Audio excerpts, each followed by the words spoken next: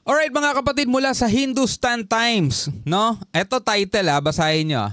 American cities under Chinese nuclear threat, no? Pentagon warns of Xi Jinping's catastrophic nuke dreams. No, mga tol. Ito sabi sa report, the Pentagon has sounded the alarm as China's nuclear force rapidly grows to over 600 warheads in 2024 with plans to exceed 1,000 by 2030. Beijing's advanced Dongfeng missiles now target US cities with multiple warheads, posing an unprecedented threat. Xi Jinping's military ambitions include Taiwan, global naval reach, and more. Can the US counter this rising challenge? Mga tol, hindi naman sa ating galing yan, no? Galing sa kanila yan. Siyempre ito, sasabihin ng China, masyado nyo kaming minamasama, wala naman kaming ganyang balak, wala naman kaming ganyan. Alam nyo, pwede sila magkontrahan dun kasi magkalabang bansa yan, Amerika at saka China. Pero ang sinasabi diba ng China, dito sa atin, sa Pilipinas, na ang kailangan daw natin ay kapayapaan. Sabi nga nila, what we need is peace and prosperity, not a mid-range missile. Sabing ganon. Pero eto, nakikita nyo ba tong mga to? Yan, ito tong nasa video natin mga tol. Ito ay missile system mga tol, nuclear warheads ng China.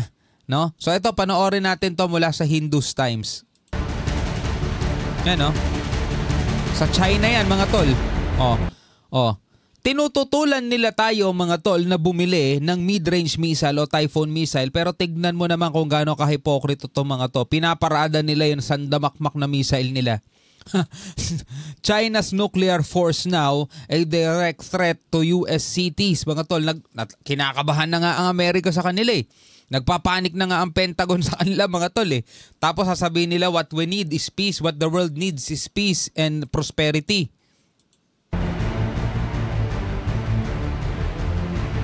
Ito, Dongfeng.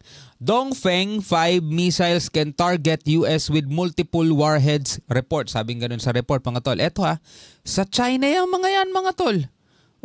Akala ko ba what the world need is peace. Not a mid-range missile. Bakit kayo merong ganito? Bakit kayo may ganyan?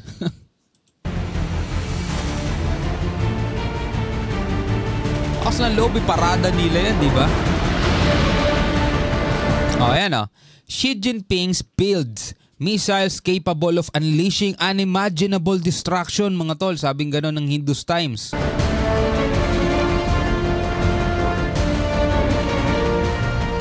Pentagon panics as China prepares for multiple rounds of nuclear strikes. Sabing gano'n, question mark ka na, may katanungan mga tol.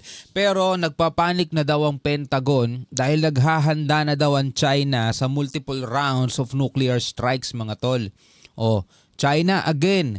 Ang sabi nyo, di ba, what the world need is peace and prosperity. No? Dahil tinututulan ninyo ang mid-range missile na balak bilhin ng Pilipinas. Ano yung ginagawa ninyo? Ano yung napakaraming missile ninyo?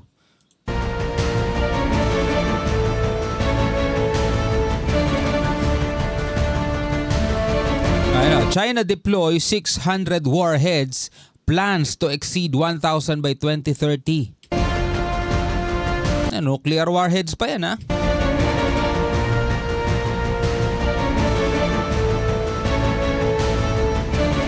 The Pentagon revealed China's nuclear force can target more US cities or sites than ever before.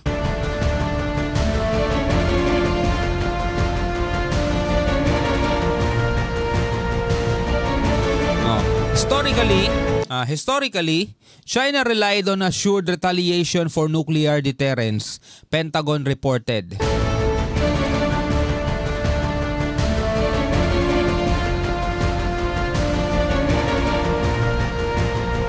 China's modernization aims to inflict overwhelming damage in a nuclear exchange.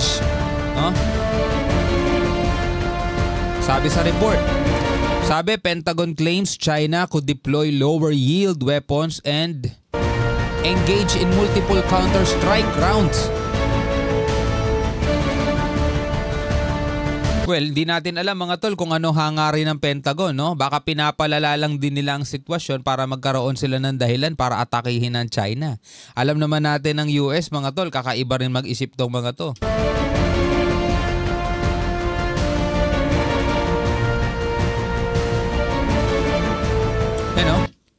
China seeks the ability to inflict greater levels of damage in a nuclear exchange. No? Gustong abutin ng China yung ganyang klaseng abilidad. China's nuclear stockpile growth. Paglago mga tol ng kanilang nuclear.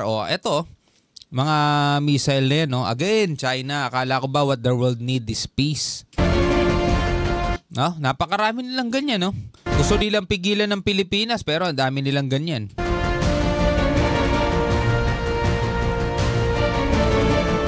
Xi Jinping accelerated China's nuclear build-up, deploying over 600 warheads by mid-2024.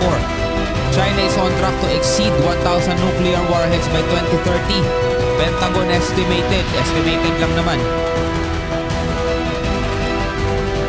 The report noted 320 missile silos were completed in China's northern deserts, no? So may naka-ready na silang 320 missile silos were completed in China's northern deserts. So meron na sila naka-ready na 320.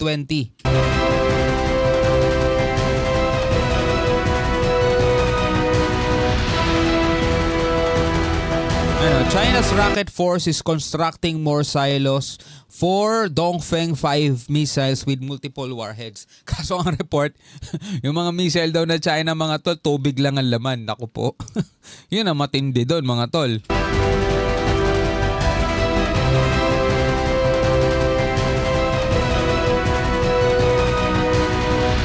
Each Dongfeng 5 can deliver multiple warheads on enemy targets, increasing strike capacity. Grabe ang tindi ng mga missile na to. China's military planning. Anong plano nila? China's military planning allegedly focuses on Taiwan, which Beijing claims as its territory. So nakafocus sila sa Taiwan. Akala ko ba what we need is peace?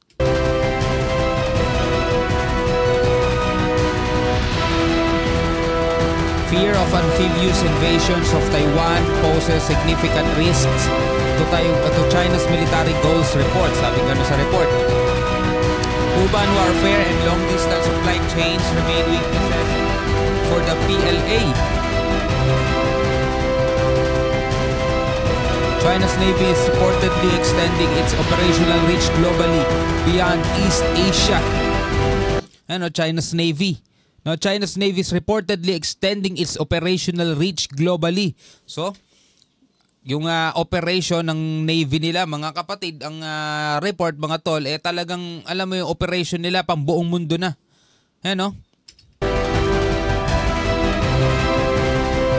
The PLA is exploring conventionally armed intercontinental missiles for strategic flexibility. After ipakita ng China yung mga ganitong klaseng missile nila, paano pa kayo paniniwalaan na for peace and prosperity ang gusto ninyo? Diba? Kukontrahin ninyo yung mid-range missile ng Pilipinas, no?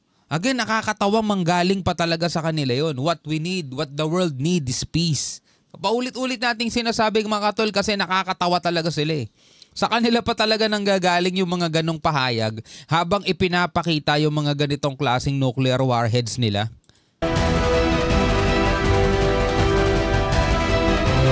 The US is reportedly strengthening Asia-Pacific partnerships to counter China's military build-up. Sila maging hipokrito, sabihin nila kung talagang gusto nila ng gera.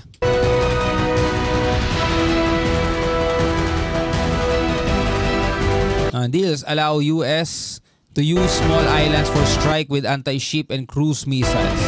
Ayon sa report. Anyway mga kapatid, eto, napanood natin, no? Nagpapanik na nga ang Pentagon. Hindi natin alam mga tol kung ano ang ano nila rito. Kung ano ang kanilang agenda sa mga sinasabi nila. Alam naman natin hindi takot ang Amerika sa kanila, 'di ba, sa China, no? siguro talagang pinapalala nila ang sitwasyon.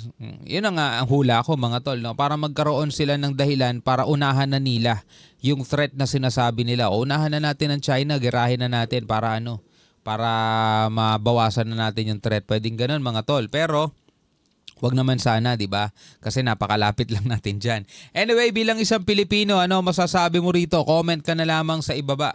Hanggang sa muli, ako nga pala si Shobal D. Peace out.